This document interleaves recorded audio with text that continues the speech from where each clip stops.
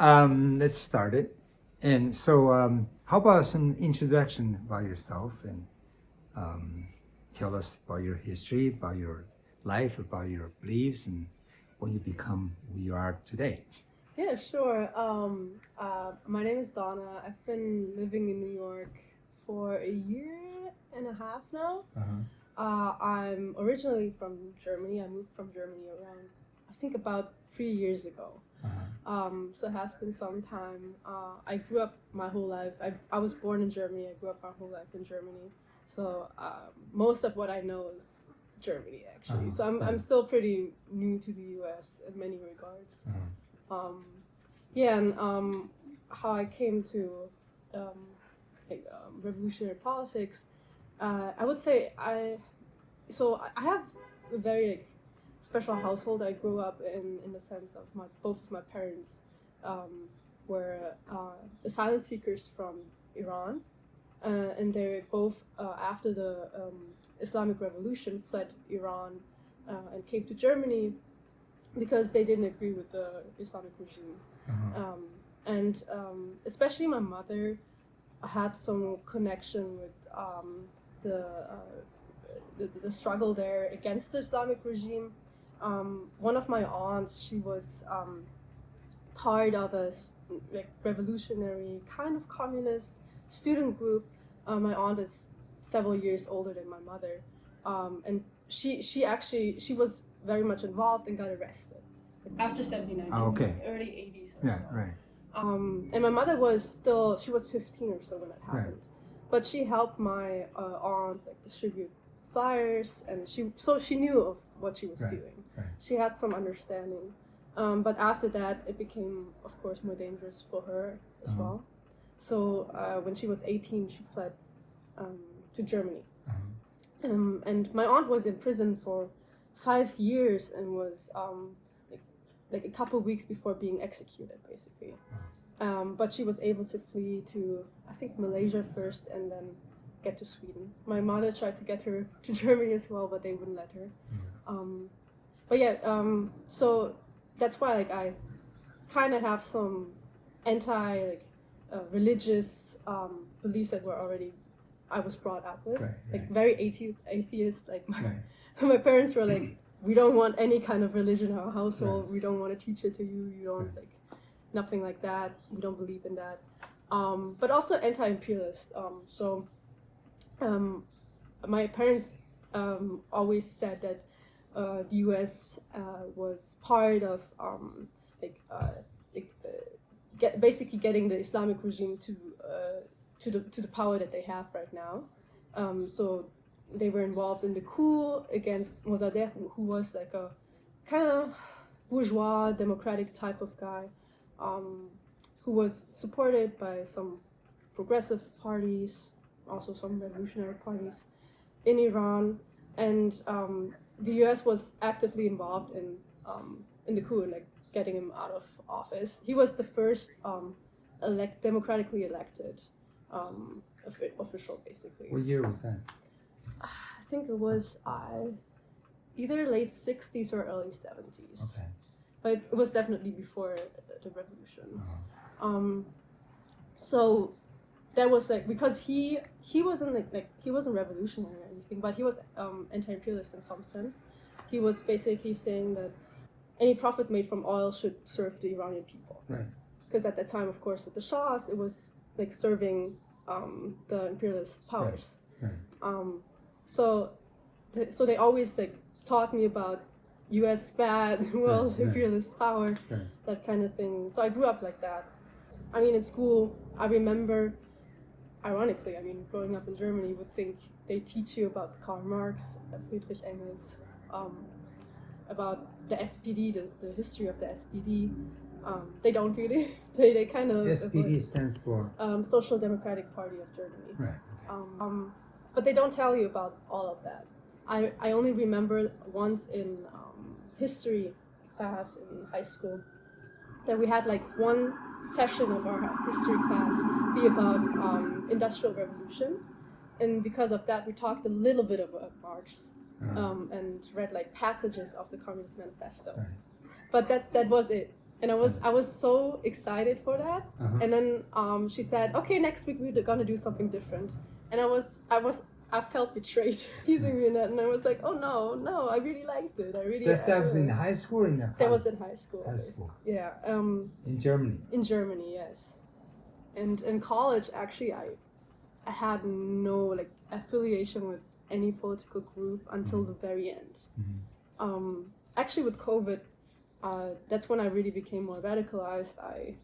Because you couldn't do anything, I went on TikTok, and So you radical about TikTok? Oh, good for you. Probably one of the only people that actually came out better. But that's when you were in Germany, or you came to the US? Was still in Germany. Okay. I moved after COVID, but yeah. So I was on TikTok. I was watching political videos, and because of the algorithm, it showed me more and more. I know, it's interesting. Yeah.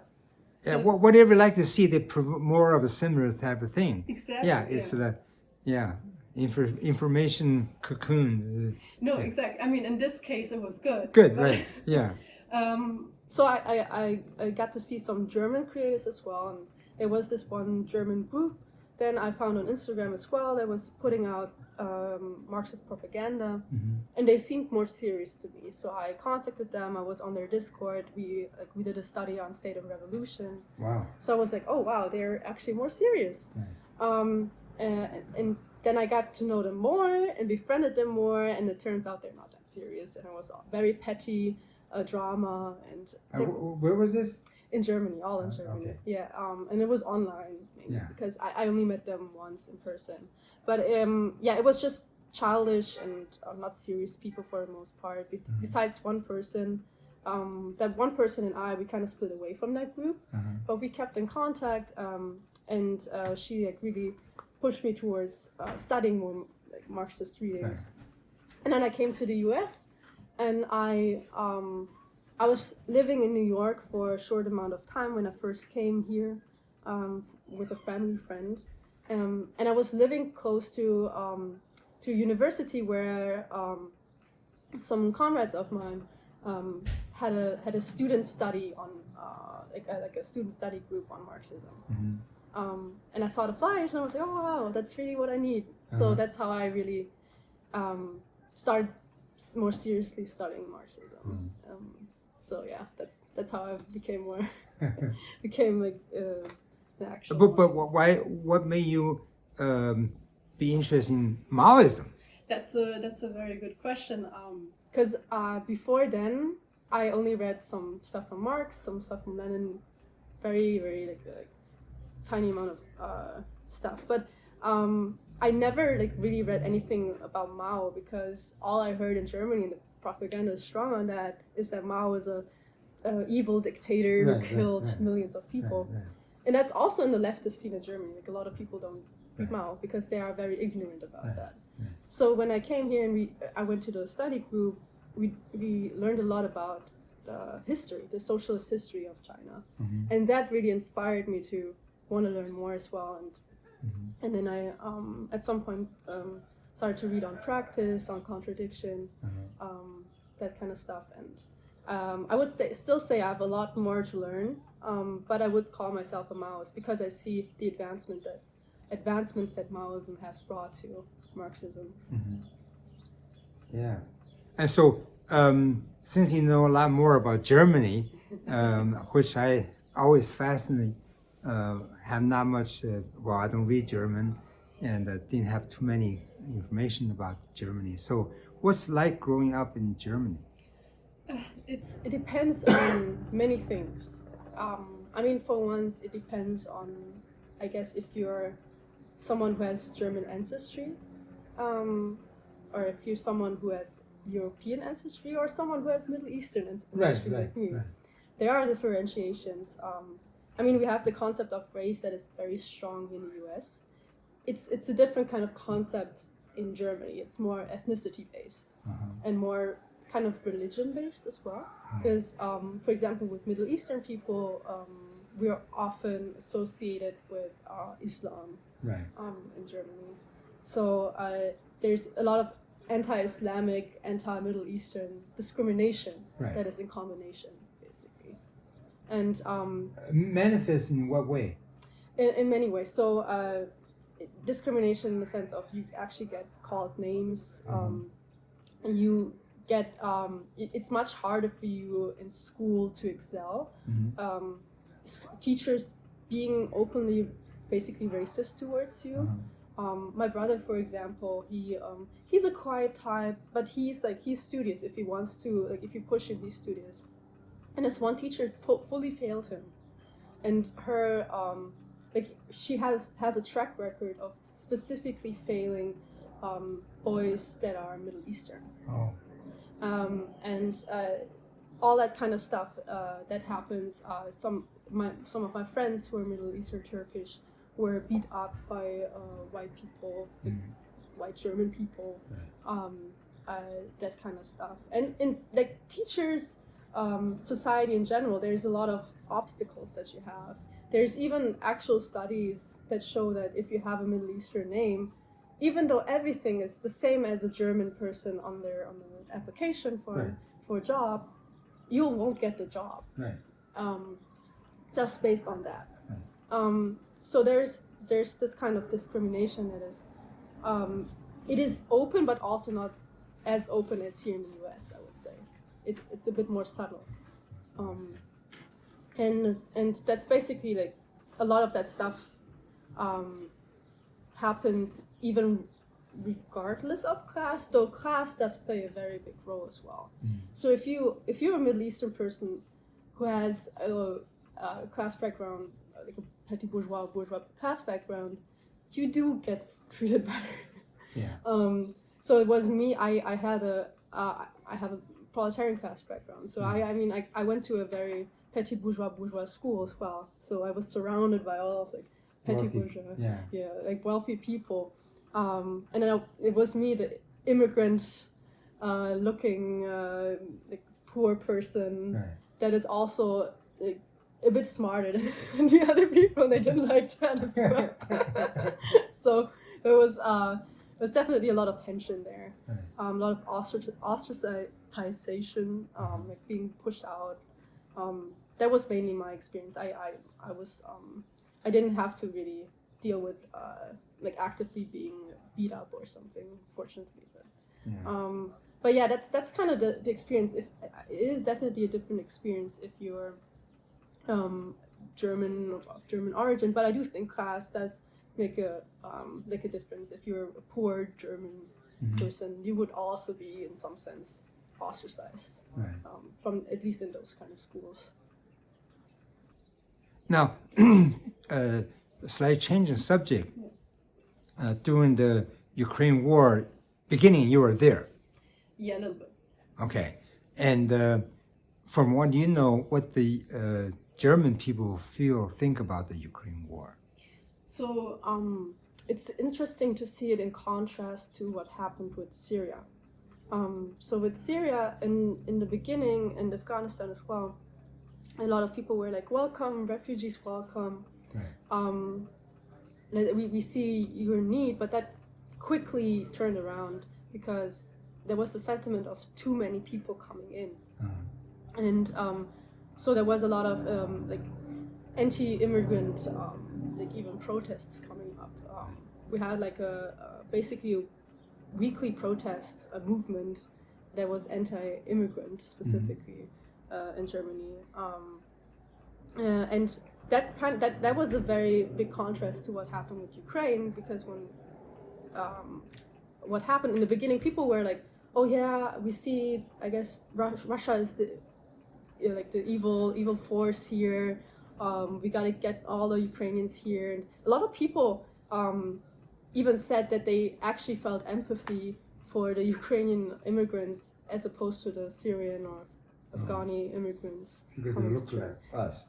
Yeah, and so there was like this antagonism between different people seeking asylum, basically, that was pushed by the German ruling class, because they were actively giving those Ukrainian refugees benefits that the other refugees didn't have. Okay. Yeah, that kind of stuff. So it was in the beginning also like more friendly and more understanding. But I would say in terms of their sentiment towards the war itself, especially like once it was clear that it wouldn't end quickly soon, there was a lot of dissent against sending in more weapons and destroyed. With that, a lot of people were saying, there's so much happening right now in our country, you should focus on our country first. And I think it's actually kind of similar to what is happening right now with Palestine and the US. There's a lot of people saying we shouldn't send more weapons over to Israel, right, and instead focus on what is going on in America. We have enough problems over here. Right.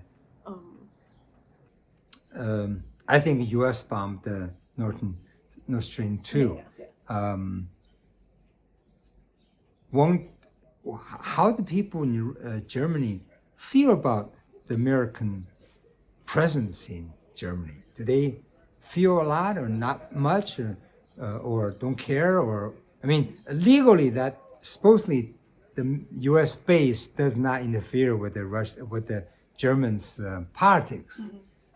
But from what you can see, how much influence U.S. have in Germany? I mean, a good amount. It's kind of there's like two like groups, I would say, like people who openly see that the U.S. has a lot of influence on German politics, and another group who's like and is against that. Another group who says it's fine. It makes sense that Germany wants to really cooperate with the U.S. So it seems that there's a different sentiment on. Like there isn't just like this one. All Germans are very opposed. Did these two groups do they have certain party, or would they? There can be every party will have these two groups, or like there's so-called right-wing skinheads and that kind. Apparently, they oppose the U.S. So there's a lot of people who oppose the U.S. are actually also in the more right-wing field, but also more libertarian. It's not just like fully like Nazi-ish people. You have the AfD as well, who does oppose the U.S. in some sense. AfD, who are they? The Alternative for Germany. They're one of the most important parties right now. Their support from the masses is basically increasing daily. They have a big chance of being a big party after the elections this year. What are their politics like? Very populist, right wing. In some sense, they are basically a conglomerate of different kind of people there. When you say they're right wing, what sense they're right wing? So they're anti-European Union. Okay.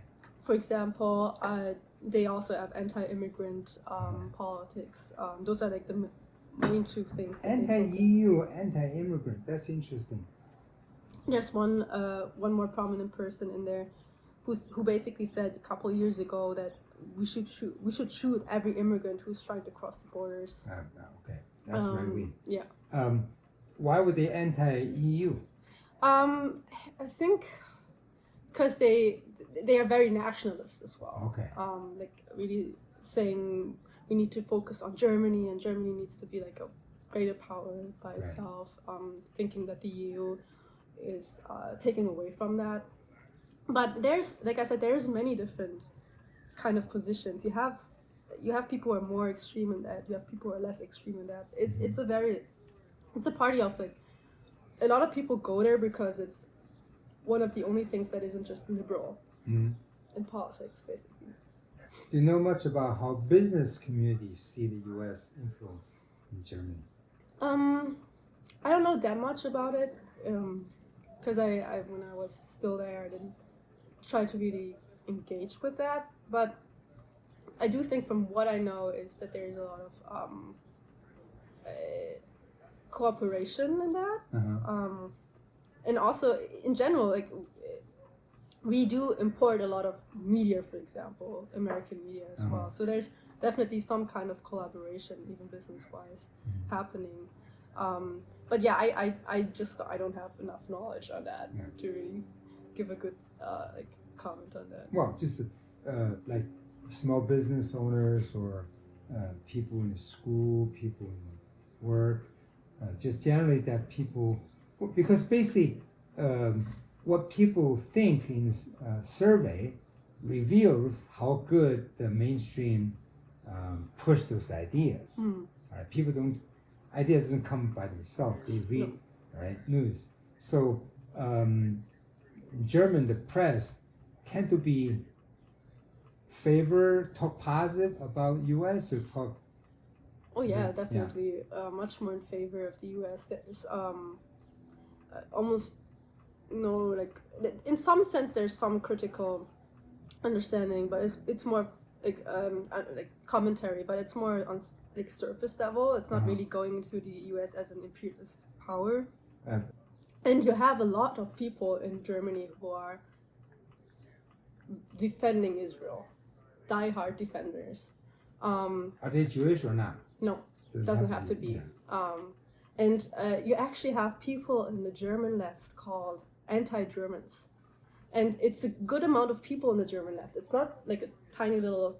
What do you mean by anti-German? So the thing is, they call themselves anti-German as in like Germany is bad and we need to change it. But they only look at Germany as a like prior Nazi state. So they say the Nazi history of Germany is bad.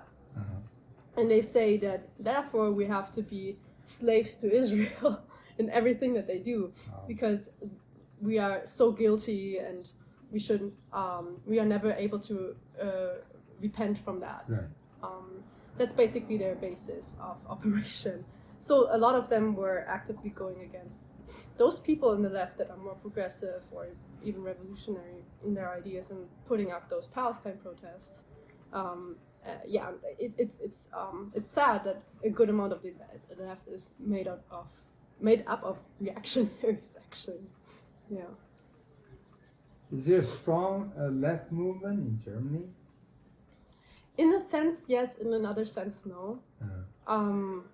There's a good amount of like protests happening. Right. Always. There's a good amount of groups even. Like you have a good amount of people who go out to leftist groups and want to join and on Instagram also, like social media, you have a lot of people who speak about progressive stuff, and it's actually kind of popular, but it's still very much from a liberal perspective in some sense. It doesn't go far enough, and I think it's very similar to here in the US. Like a lot of stuff is imported right now, like the identity politics, for example. That's a very new and big thing within the left, that a lot of people just focus on ethnicity and gender and that stuff, and neglect class. How do you make analysis about the identity politics? What do you see the strengths and weaknesses, and how do you evaluate that? I mean, with identity politics, the strengths are that it is looking at actual points of oppression, right? Actual systematic oppression that is happening within the capitalist system, but it is neglecting that it has this economic base, right? That is based in capitalism specifically, and it is connected to class, and therefore it cannot go away if we reform, or just focus on those specific issues one by one, but rather only through a revolution, and that's exactly it. It's a tool as well for the ruling class to easily disperse any kind of revolutionary sentiment, because you basically are just taking those people who see something that is incorrect within the system and say, but we can fix it within the system. We can do it within, because it's only those little things. It's not just like it's not something bigger actually. Just focus on that, and you can distract people from the actual root cause of things as well. For somebody who in this identity politics arena, just somebody start aware of the issue in society, is that a good first step to get into, or something that prevent them from growing over it? It can be more of an obstacle. Yeah. Actually, and we see that here in the US as well. We see a lot of people who are actually really active and wanted to change stuff that are stuck on that. On those. How does that manifest? Give me some concrete. I'm trying to understand. Yeah, of course. How that. For example, when you talk about when we have a study, like I'm kind of doing the study, the student study on Marxism now. Right. And we have people who come in who talk about, okay, that sounds all good in that, but it's kind of white men that are talking about this, right? What about Marxism, the black people? yeah, Right? Yeah, exactly. Yeah. Well, what about the black people? And shouldn't we like first fight for black liberation and then we can look at others? Or we have like a lot of people. Actually, there's something called third worldism, where third worldism. Okay. It's very interesting. It's people saying that that they basically only see the proletariat within the third world as important, and if we look at America, for example, because it's a settler colonialist state, they say the white people are inherently not able to be seen as proletarian. Wow. Okay. Yeah. So that's kind of what we have to deal with. Right. So kind of a greater obstacle to overcome to even establish the need to work with the white proletariat, within the white proletariat. And yeah, that's what I mean. Like there are a lot of people who have some maybe good directions, then go this path, and it's harder from there to really go back to revolutionary path. So, do they actively against working class movement? I wouldn't say against, because they just don't engage with it then. They see the racial oppression, they see the gender oppression, they see sexual orientation oppression. They don't see class oppression in their life. That's the thing, right? You would think you see that. I think they do see that, of course, but it's seen as less important than the other types of oppression. Like the other types of oppression are seen as primary, whereas the class oppression is seen as secondary. So in that situation, how do you do organizing? It's a good question, and it's hard. You kind of have to. Since it's like kind of the political consciousness level of political consciousness within students, but also in general in the U.S. is very low at the moment. So you kind of have to work with those people who are a bit above that, you know, who understand. Okay, maybe we have to focus on class actually. I would say that when I first came to the studies, that's what I was. I was like a bit above that, but it did take me some time. I was also first in that kind of political, identity politics realm. So that is a necessary step to really be able to want to do the readings, right? Want to study. So you started with identity politics. Yeah. Good. So, but then you find out the limitations of that, and then you move on. Yeah. Identity politics might be the first step for a lot of people. It is probably when we look at the left. Right. Yeah. Like a lot of people who are taking on the study of Marxism are actually not starting with that. As we see. So how do you do the organizing that sense? So you organize in college campuses, you organize online or study. How do you get people together to study Marxism? How do you do that? So there is a lot of trial and error here, because of the low consciousness. So we are like different college campuses, and first only did local work, but as of last semester actually we started to do an online study. So basically all like students, or actually a lot of non-students who reached out to us, joined the study online and came from all over the US.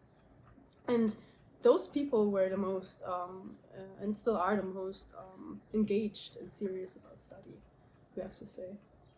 The people who are joining from online, reaching out to us via social media. Because at the campuses, our experience is that we have a couple people coming. Mm-hmm. Maybe in the beginning we have, I don't know, 20 people, and then quickly falls off until we only have 2 or so. Right. So yeah, it's because right now you only have a few semi-Marxists here and there. Right. The local work looks like that, basically. Right. Yeah. But online, you just advertise. How people know about your online study? Oh yeah, so we have an Instagram account for our study groups basically, and that has been going on for 2 and so years, and we've been posting stuff on several different topics. So people have been following that account, and then we advertised it there, and people have been reaching out. We talked to them, and then they joined the study, basically. And and the interesting part of it is that a lot of those people are either in like just freshly out of college or university, or have not been a student at all, and we only have, I think, 2 students actually still in university.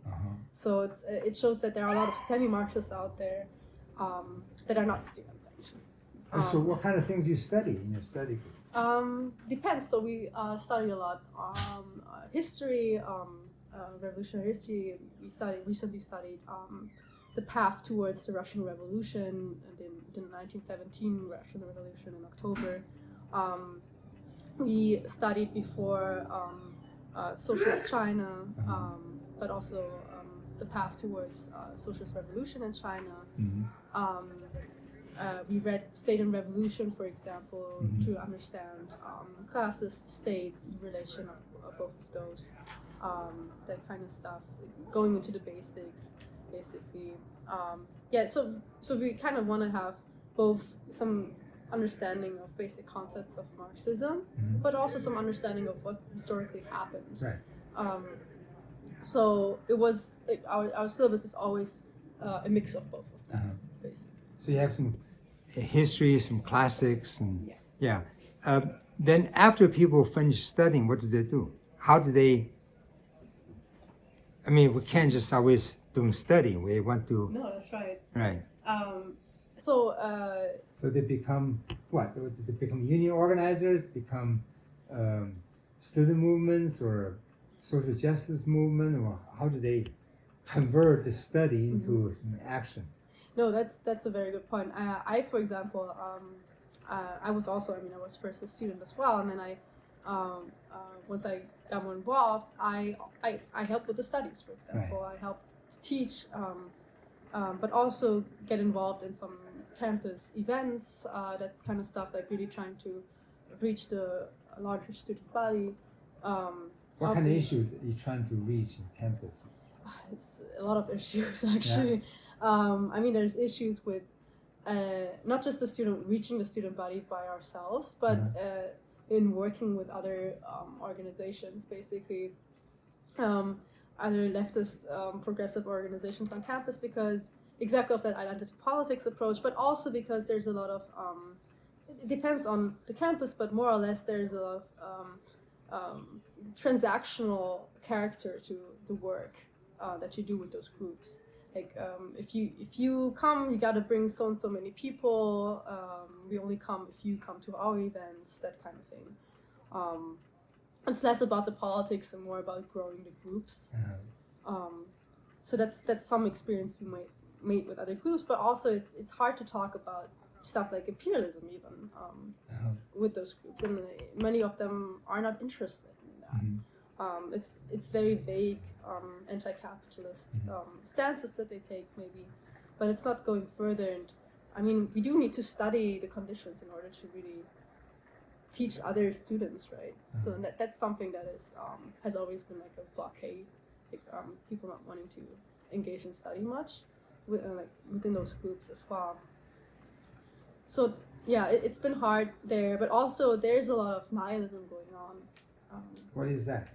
Basically, people feeling like they cannot change their conditions, either like falling into kind of a depressive state because of that, or being like, oh, I mean, if I cannot change it, I'll just do whatever, like an individualist approach to life then. that, and also with social media is a double-fold thing. Like you can reach people through that, but also you can get people addicted into escapist media, right? So that is happening much more, of course, that you have a lot of people who are just addicted to their phones, and social interaction has become much harder, much harder than before we had social media. So that's also one thing, and like reaching the general student body, that there's a lot of apathy going on towards political topics. Well, with the encampment is pretty active, but before that is pretty hard. Exactly. No, there's definitely an upsurge right now, and we can see that people are now more forced to take up sides, whereas before it was, even like before the encampments regarding Palestine, the general student body wasn't that engaged in it. Right now, I do agree that there is some upsurge in that, but there's still it's all about action right now, and less about understanding what is going on and what the strategy should actually be, and really overcoming what is happening in Palestine right now. And it goes back to what I said before, that there's this aversion to study, basically, this aversion to study our own conditions, to study the system itself and really bring that forward. Because if we basically do senseless action without considering what is actually going on here, it won't result in anything. And that's unfortunately what's kind of happening right now with encampments, very spontaneous, and they're like, the people don't know how to really, like, what the goal is of that, right? It's great exposure of the state and like how it's connected to the universities, like obviously like sending in state troopers in some universities even, but it's not going beyond that, going beyond like the actual exposure of the capitalist imperialist nature of the state, right? What is your goal after finish study? What do you think people should be doing after they learn all this stuff? I mean, it would be great if they want to become revolutionaries, right? Doing what? Well, doing, like you said, there's stuff to do in labor unions. There's stuff also to do in education, like really disseminating Marxism. Right. But also, one thing that we're gonna start to do in New York as well is some cultural work, working with artists in order to create proletarian art, because that's like something that is very much missing here in the U.S. Like we really don't have any proletarian art whatsoever, but art can be a very good medium to put forward political ideology as well. Well, you have to be good at it. Yeah, no, that's definitely, you have to be good at it in the form, but also in understanding what you're trying to put forward as well. So definitely be good at it. I mean, I can appreciate good art, but I'm not an artist, and for me to do it would be a disaster. But anyway. I mean, we're in New York, right? So there are many people who have some more progressive ideology or anti-capitalist ideology, who we can reach with that, right, and develop them into people who can produce proletarian art. If you say you want to do after study, you want to then become revolutionaries, what do you mean by revolutionaries? That's a good question.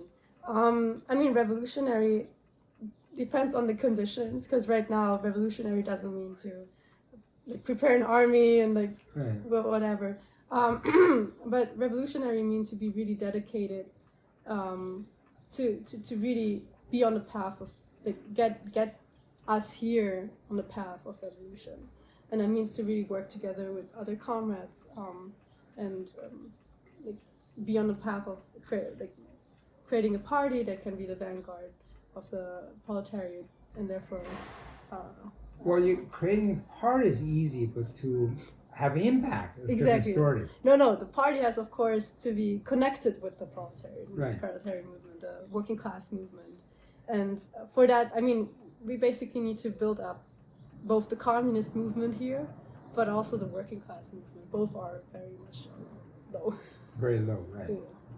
So without a upsurge in working class movement, you can form any party you want. Doesn't make that much difference. No, yeah. Yeah, but today we see upsurge in the working class movement, labor movement, and so among your friends, do you know many people who went to the working class to organize? Is that something to do, or that's not the right thing to do at this point? Oh yeah, that is definitely a right thing to do, but I think we have to be conscious of where to organize, where to go. Right. What do you think? Do you have a strategy on that? Where do you think you should organize at this point? I mean, right now, what we made the experience with is that we really have to go where the more advanced workers are, and that's where the more organized places are, the more organized workplaces, to really reach those few workers that are actually more advanced. Because like we made the experience going into an unorganized place that it's just very hard to get people to become organized. So even that step is hard, and then in order for them to really take up Marxism as well, that's an even harder step. We have to basically, because we don't have the forces, right? We have to start where it makes the most sense, which is in those industries and in those like places where there's already some organization happening and some more radicalization happening. But I went to the Labor Note conference. I get a sense that actually a lot of new organizing is on these unorganized places. Organized is unorganized. Yeah. Yeah. So what do you see the future to linking the Marxist, Maoist young people or the organizations with the working class movement? What's going to make them become one? I mean, for that to happen, we really need more advanced workers, basically. We need more people who are able to then spread their political consciousness over to the intermediate, right? How does worker become advanced? The thing is, I mean, that's a good question. I do think there has to be some advancement on their own, basically. It's not that we can just push someone towards becoming advanced. It's they're already gaining some kind of consciousness. They're already showing some militancy, showing the drive to organize as well. Right. There are different groups in the U.S. They're engaged in this. Do you see any noticeable differences in strategy in how to engage in that kind of organizing drive? In the unorganized places. Right. I mean, we tried that. That's the thing. Like, we really tried. I don't know which strategy to really employ there that could, like, create basically advanced workers there.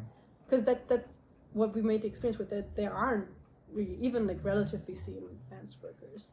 Like, it was more that we made the experience of people who are salting in. So people who already have some progressive kind of leftist ideology, who are semi-Marxists, who are then the more advanced people there, but not really the workers themselves. Yeah, I'm not sure what kind of strategy to employ there.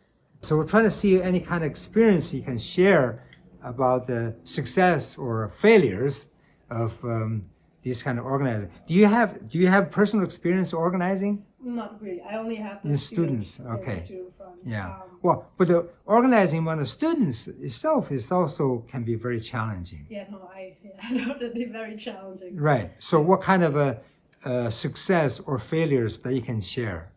I would say the successes that we made are that we did gain some fellow comrades through the student work. Definitely, that are very sharp and very eager to develop themselves. But I think the greater thing is that there's a lot of failure in the sense of us not being able to reach that many people, but like having to put in a lot of effort. Right. That isn't congruent with the amount of like people we can reach. Right.